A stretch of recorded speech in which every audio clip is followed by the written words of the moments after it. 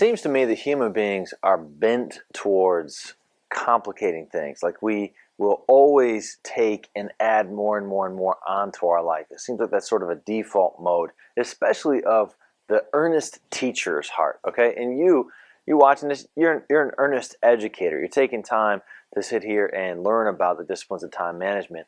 So what you and I know about ourselves is that we tend toward taking more and more on. And a great story to me that illustrates this is myself, first year of my teaching career. I'm teaching in Baltimore, loving my job, loving my work, doing a lot of working. And so I'm talking on the phone with this young lady who I was very interested in at the time, a young woman named Crystal. And I'm sitting here telling her about my working life. And I say to her something, I probably like deepen my voice and say, hey, sometimes the only way that I see the sunshine is through the window of my classroom, because when I get to work, it's dark. And when I go home at night, it's also dark, because I care about the kids so much. And she responded, that's the dumbest thing I've ever heard in my life. It's very unattractive. You need to get that fixed if you like to keep talking to me, sir. And of course, I did get that fixed, because I knew right then I needed to marry this woman.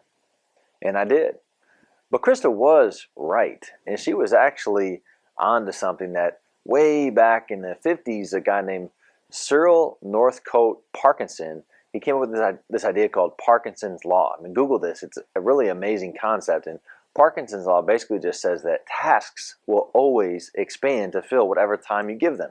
So if you have to if you have to grade a set of papers, and if you give yourself 2 weeks, 1 hour per night while you're at home with your family to grade those papers for 2 weeks, guess what? It'll probably take you 2 weeks. But if you do not allow yourself any time at night at all to grade those papers, and you have to give them back by tomorrow, now all of a sudden the grading task has completely changed. It cannot be complex. It can't be complicated at all. It's going to need to be bare bones simple in order for you to complete that. So Parkinson's Law is really important for us, and it informs the need for the discipline of constraints. And so here's the first thing that I want you to do. The first reflective application exercise, and this is basically what the woman who would become my wife had me do, is you got to come up with simple rules for managing your working hours. I want you to focus on work right now. And the rule that I came up with was this. I was allowed to work anytime in the morning that I wanted to, okay, because I don't like to wake up early out of bed. So this was not going to be a temptation for me to overwork in the early morning. But I could start at any time in the day, but I had to be done. I think back then the rule was I had to be done by 6:30. I mean, I was single. I was living in an apartment by myself. There was way more flexibility with my time. So I had to be done at 6:30 p.m.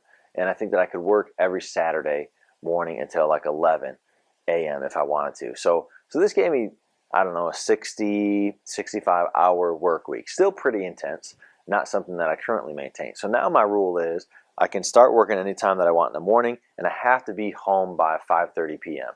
every weeknight.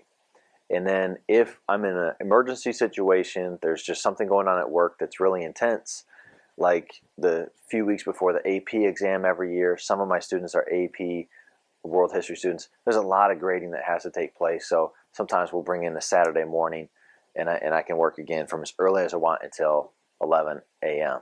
But those are the hours in which I'm allowed to work. Those are my constraints for work. And I want you to create rules for yourself for work.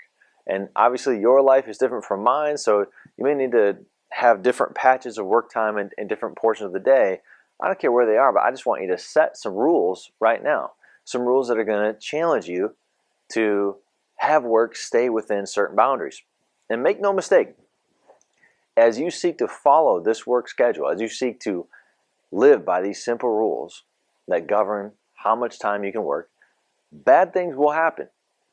You will realize that you can't do the thing that you said that you would do without breaking your rules, right? If you said, I'm going to have all my bulletin boards decorated tomorrow for the new unit, but now all of a sudden you have to go home because you've run into that rule that you've set for yourself, that constraint.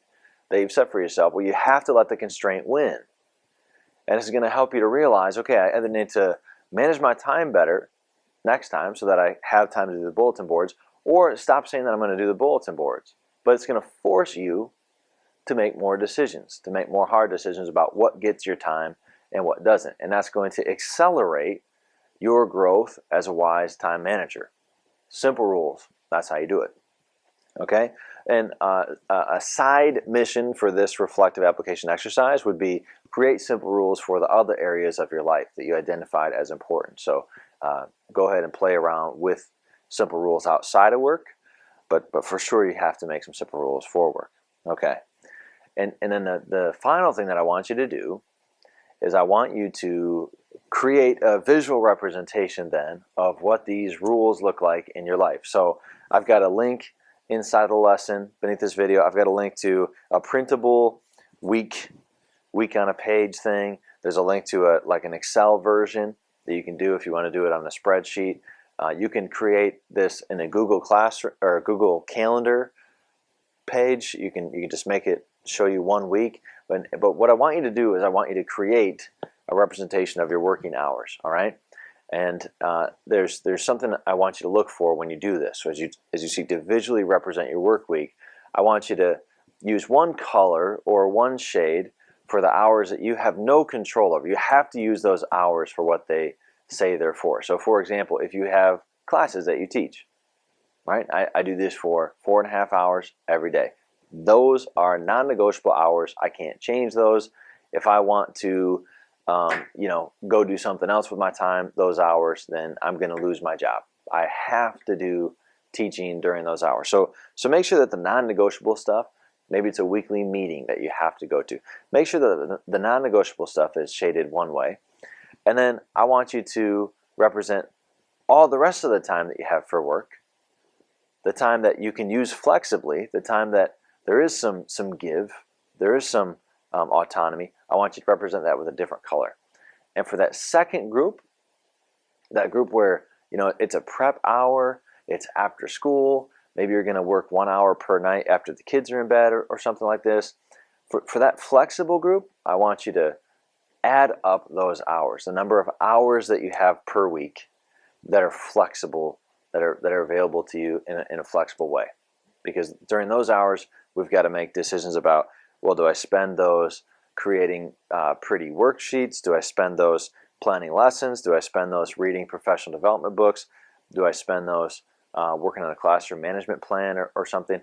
How do I spend those? That's where we're going to go next. So create simple rules, represent your newly agreed upon work plan, your work schedule, represent that visually somehow, and add up your magic number, the number of hours you have per week to use flexibly for your work. And these are all designed to help us with the time management discipline of constraint.